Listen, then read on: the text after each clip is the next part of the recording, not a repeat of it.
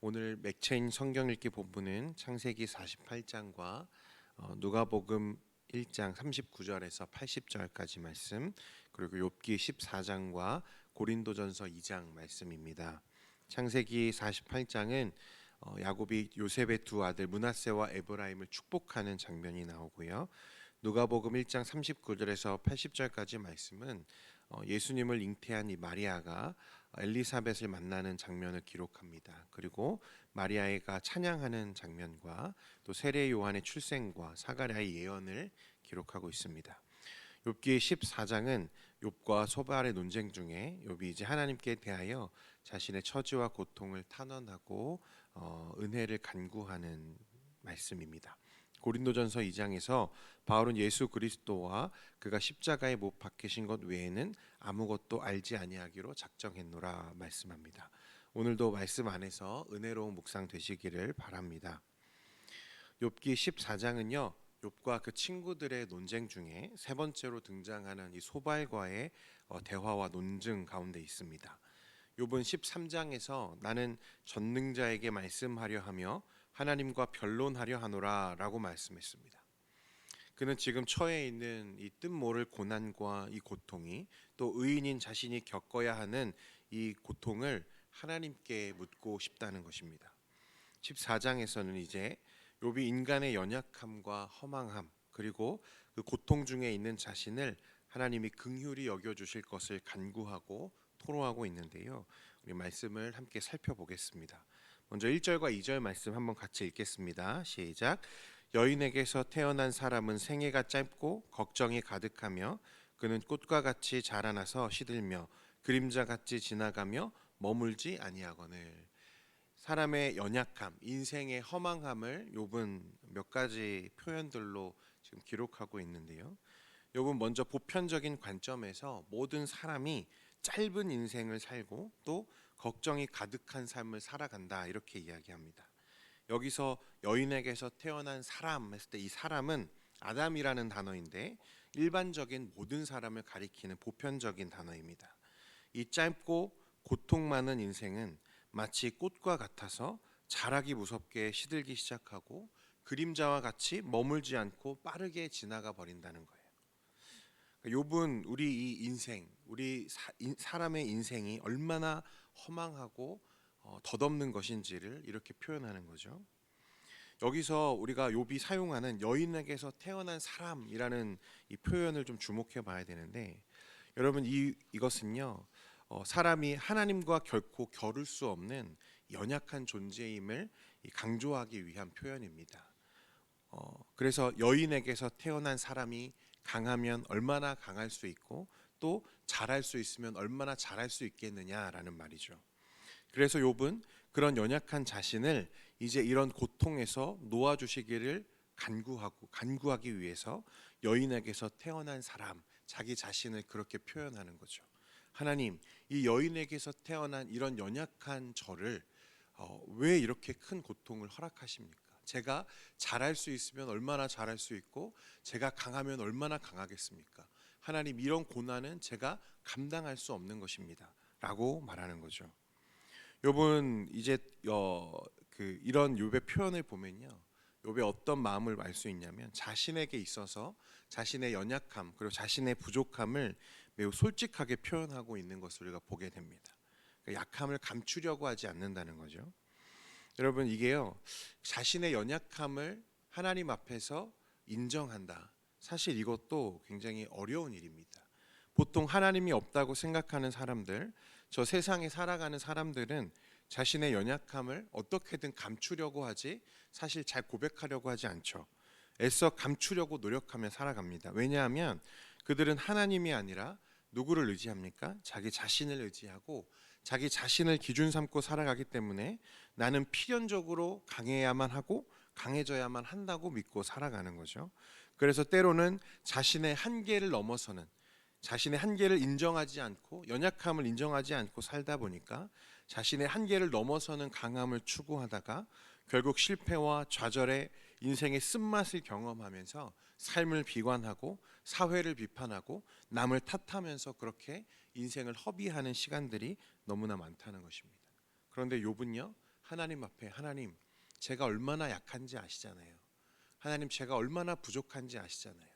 여인에게서 태어난 저 같은 사람이 하나님 어떻게 이런 고통을 감내할 수 있겠습니까? 진솔하게 하나님 앞에 인생의 약함을 자신의 처지의 이 고통스러움을 하나님께 말씀드리는 거죠. 여러분 하나님은요 우리를 필연적으로 하나님을 의존하고 의지하는 존재로 만드셨습니다. 태어날 때부터 우리는 하나님을 의존할 수밖에 없는 연약한 자들로 지으셨다는 거예요. 왜냐하면 그 약함 가운데 무엇을 의지하라고? 하나님을 의지하라고. 우리가 부족하기 때문에 우리가 강하지 않기 때문에 강하신 하나님을 의지하라고 그렇게 만드셨다는 거예요. 그래서 하나님을 떠나서 자기의 강함으로 살아가려고 하는 사람들은 반드시 채워지지 않는 갈증과 해결되지 않는 이 고통 속에 절망할 수밖에 없다는 것입니다. 욥은 우리 인생의 한계와 연약함을 정확하게 알고 있고 하나님의 은혜가 필요한 존재임을 지금 토로하고 있는 것입니다. 이어지는 3절과 4절 말씀 한번 보겠습니다. 같이 읽겠습니다. 시작. 이와 같은 자를 주께서 눈여겨 보시나이까? 나를 주 앞으로 이끌어서 재판하시나이까? 누가 깨끗한 것을 더러운 가운데에서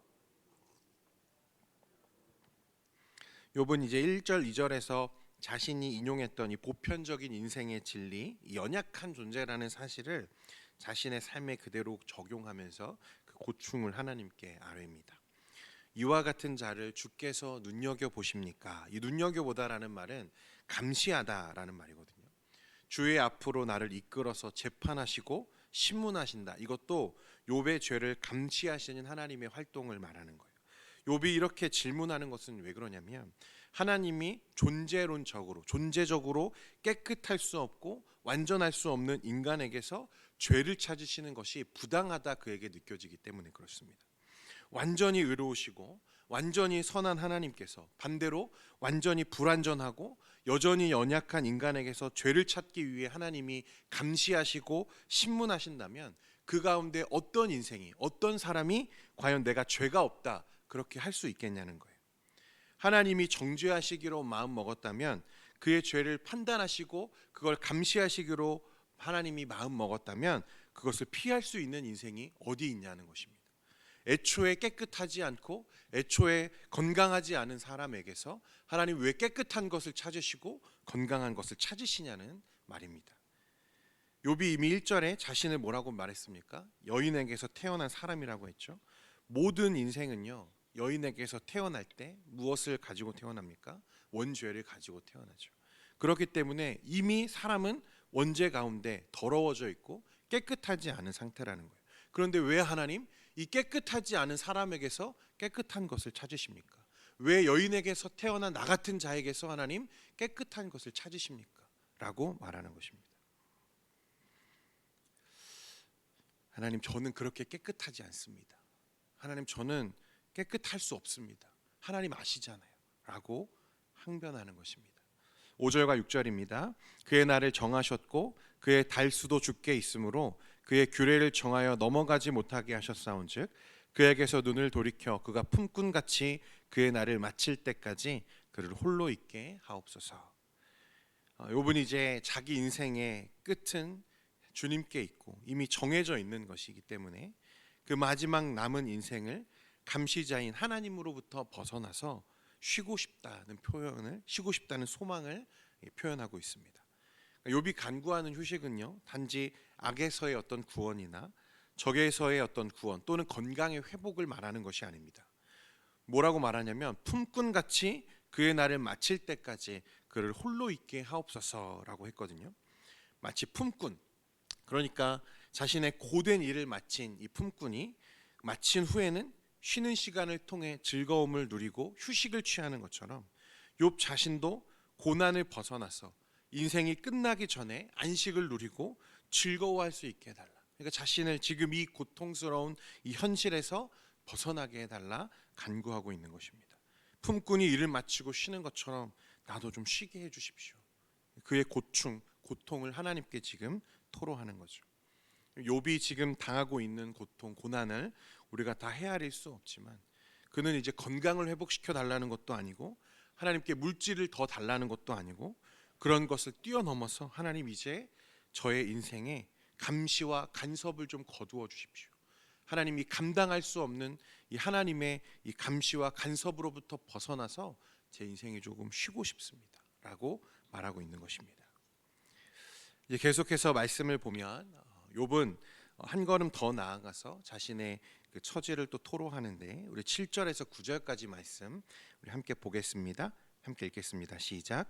나무는 희망이 있나니 찍힐지라도 다시 움이 나서 연한 가지가 끊이지 아니하며 그 뿌리가 땅에서 늙고 줄기가 흙에서 죽을지라도 물기운이 음에서 돋고 가지가 뻗어서 새로 심은 것과 같거니와.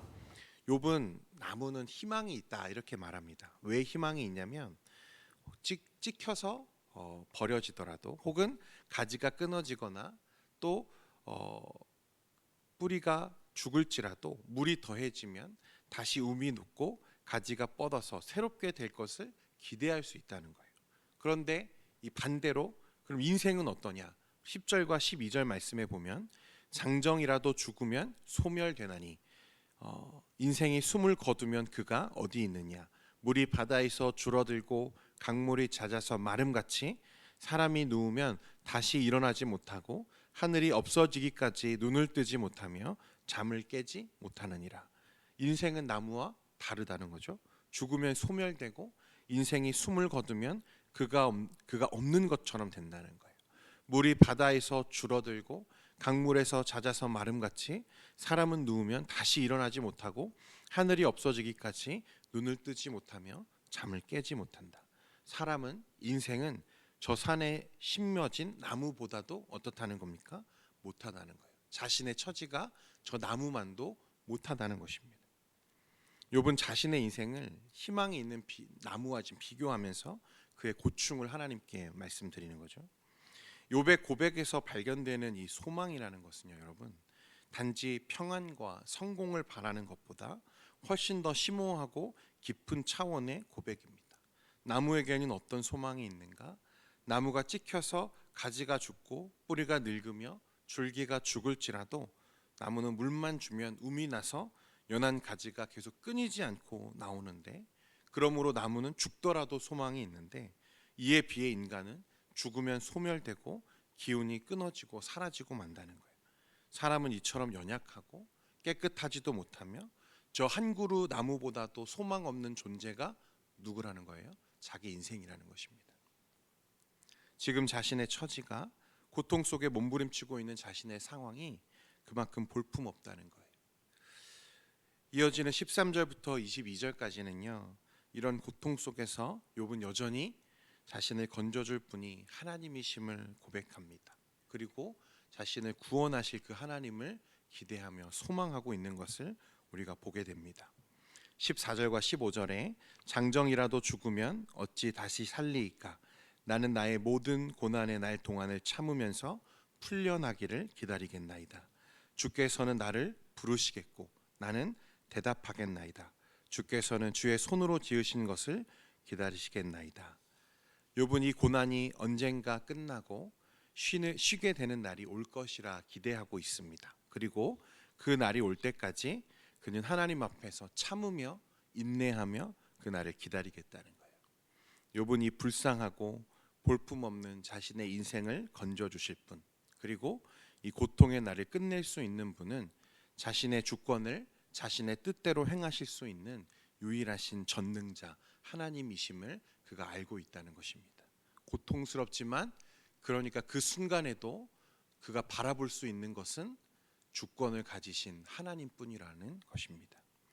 하나님은 고난을 통해서요, 이제 욥이라고 하는 사람을 하나님에 대한 새로운 인식으로, 또 하나님에 대한 새로운 지혜로 그를 이끌어 가십니다. 내가 고통 중에 있지만 그 하나님이 나의 인생의 주권을 가지신 분이라는 것을 그는 지금 소망 중에 붙들고 있는 거죠. 성도 여러분, 하나님은요, 욥이 고백하는 것처럼 인간의 입맛대로 정한 이 선악의 한계 안에 머물러 계시는 분이 아니라는 것을 우리가 말씀을 통해 배우고 있습니다. 하나님은 우리가 생각하는 것보다 더 크세요. 우리가 인식할 수 있는 범위를 넘어서 하나님은 훨씬 더 크세요. 그렇기 때문에 때로는 우리는 하나님이 나에게 이렇게 해주실 거야, 저렇게 해주실 거야, 우리가 기대한 것처럼 하나님이 움직이지 않으시고, 때로는 정반대로 하나님이 행하시더라도 우리 인생을 가장 하나님은 완전하게 이끌어가고 계시다는 것을 우리가 인정해야 된다는 거예요. 심지어 이 욥과 같은 고난 속에서도 그러하시다는 것을 우리가 붙잡아야 된다는 것입니다. 하나님은 우리가 인식할 수 있는 분이 아니세요. 그렇기 때문에 우리 인생 길 속에서 때로는 고난과 고통과 시련을 건겨내며 우리를 향하신 하나님의 크심과 그 온전하심을 조금씩 더 배워가는 저와 여러분 되기를 소원합니다. 욥은 고난 중에 자신의 순전함을 포기하지 않고 하나님을 기다리겠다 말하죠. 하나님을 기대하고 소망하는 것을 멈추지 않습니다. 하나님, 저 연약하잖아요. 하나님, 저 힘들잖아요. 하나님, 저는 깨끗하지 않잖아요.